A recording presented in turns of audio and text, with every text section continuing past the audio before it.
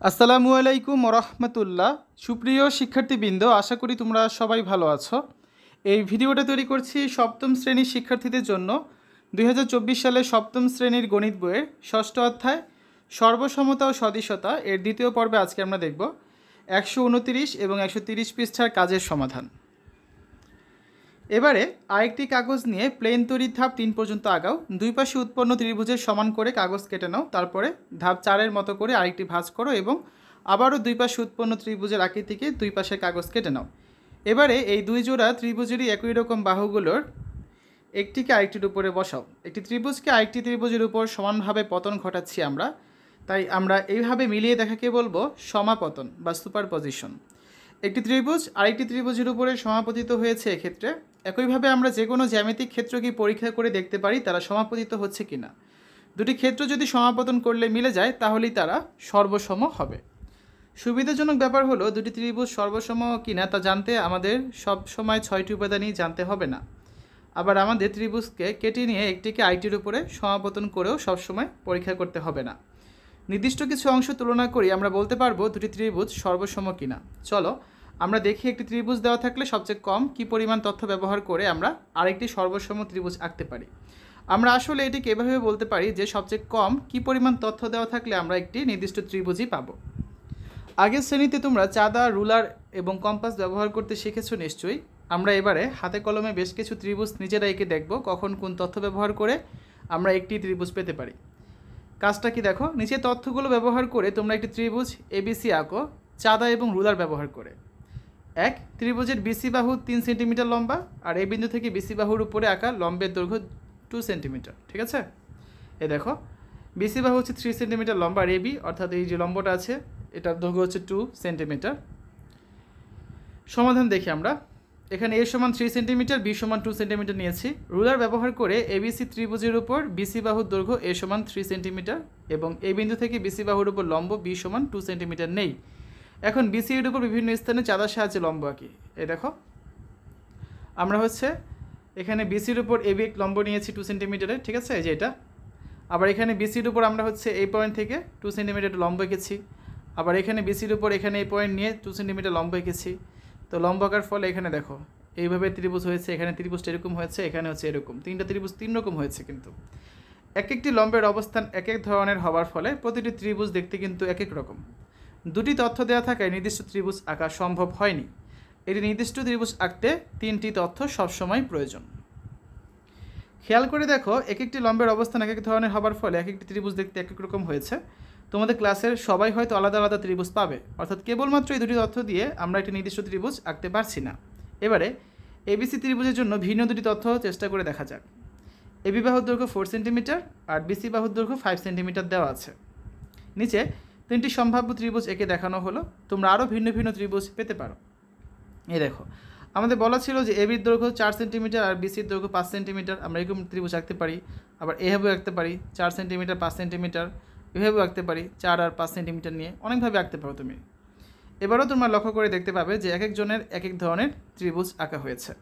চলো আমরা ভেবে দেখি যে রুলার, কম্পাস আর চাঁদা ব্যবহার করে আমরা কীভাবে একটি নির্দিষ্ট ত্রিভুজ আঁকতে পারি। আমরা বিসি বাহুর সমান করে একটি রেখা আঁকতে পারি শুরুতে। এই যে আমাদের বিসি বাহু সমান 5 সেন্টিমিটার ছিল, তার সমান করে একটা রেখা এঁকেছি আমরা। খেয়াল করে দেখো যে আমরা এখন শুধু এই বিন্দুটির অবস্থান বের করলেই ত্রিভুজটা কিন্তু পেয়ে যাব। এবারে চলো আমরা ভেবে দেখি যে এই বিন্দুটির অবস্থান জানতে কী কী তথ্য আমরা জানি। কোন কোন বাহু আর কোণ আমরা ব্যবহার করব, কতগুলো বাহু আর কোণ আমরা ব্যবহার করব, এগুলার তথ্য আমাদের জানতে হবে।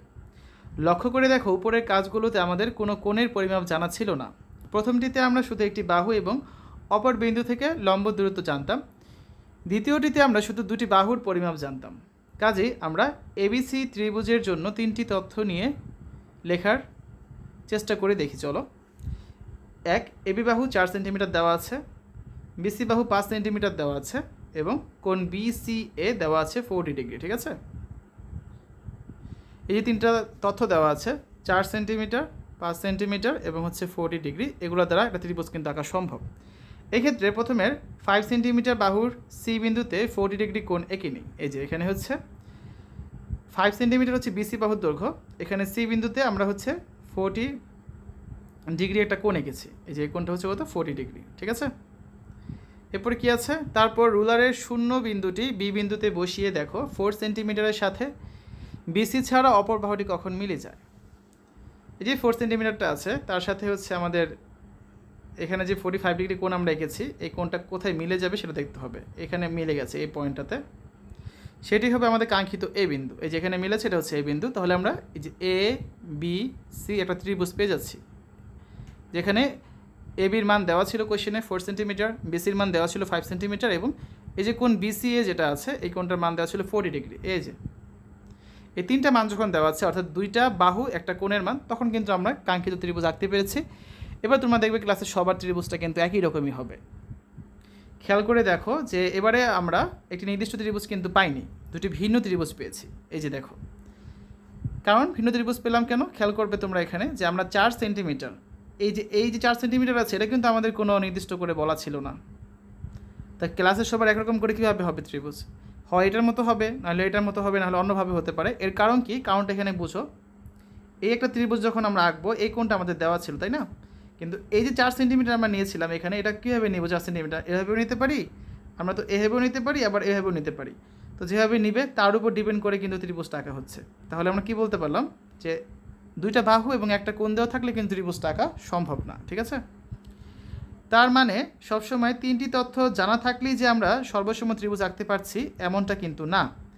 এবারে চলো তিনটি তলে ভাগ হয়ে নিচের তথ্যগুলি দেওয়া থাকলে ত্রিভুজ আঁকা যায় কি না তা চেষ্টা করে দেখি। যেমন দেখো একটা দলগত কাজ দেওয়া আছে, দলগত কাজ 1, দুটি বাহু বিসি সমান 5 সেন্টিমিটার দেওয়া আছে। এই যে বিসি সমান 5 সেন্টিমিটার এবং এবি সমান 4 সেন্টিমিটারও দেওয়া আছে। তাদের মধ্যবর্তী কোণ এবিসি সমান 50 ডিগ্রি নিয়ে দেখি। দলের সবাই বিসি সমান 5 সেন্টিমিটার আঁকি, তারপর চাঁদার সাহায্যে বি বিন্দুতে কোণ এবিসি সমান 50 ডিগ্রি আঁকি। এই যে এখানে আমরা হচ্ছে 50 ডিগ্রি একটা কোণ এঁকেছি চাঁদার সাহায্যে। এরপর রুলার অথবা কম্পাসের সাহায্যে বি বিন্দু থেকে, এই বি বিন্দু থেকে হচ্ছে বিসি বাদে অন্য বাহুর উপর 4 সেন্টিমিটার অংশ পরে একটি দাগ দাও। এখানে হচ্ছে আমরা দাগ দিয়েছি একটা, সেই বিন্দুটি হবে এ, অর্থাৎ এবি সমান 4 সেন্টিমিটার পেয়ে যাবে। এখানে হচ্ছে আমরা এবি সমান তখন পাচ্ছি কত 4 সেন্টিমিটার। এভাবে করে হচ্ছে আমরা একটা দলগত কাজ করব। এরকম আরও 3-4টা দলগত কাজ আছে, এগুলো নিয়ে হচ্ছে আমরা আগামী পর্বে ডিটেলসে আলোচনা করব। তাহলে আজকে যে সিদ্ধান্তগুলো আমরা পেলাম যে দুইটা বাহু বা একটা বাহু একটা লম্ব দূরত্ব বা দুইটা বাহু একটা কোণ দেওয়া থাকলেই যে একটা সর্বসম ত্রিভুজ আঁকা যাবে তা কিন্তু না, আরও কিছু তথ্যের দরকার থাকতে পারে। আমরা হচ্ছে পরবর্তীতে এই সম্পর্কে আরও ডিটেলসে জানতে পারবো। তো শিক্ষার্থীরা এতক্ষণ তোমরা দেখলে সপ্তম শ্রেণীর গণিত 6ষ্ঠ অধ্যায় সর্বসমতা ও সদিশতা এর 129 থেকে 130 পৃষ্ঠার কাজের সমাধান। আশা করি ভিডিওটা তোমাদের কাছে ভালো লেগেছে। পরবর্তী পর্বগুলো দেখার আমন্ত্রণ জানিয়ে আজ এখানে বিদায় নিচ্ছি। আল্লাহ হাফেজ।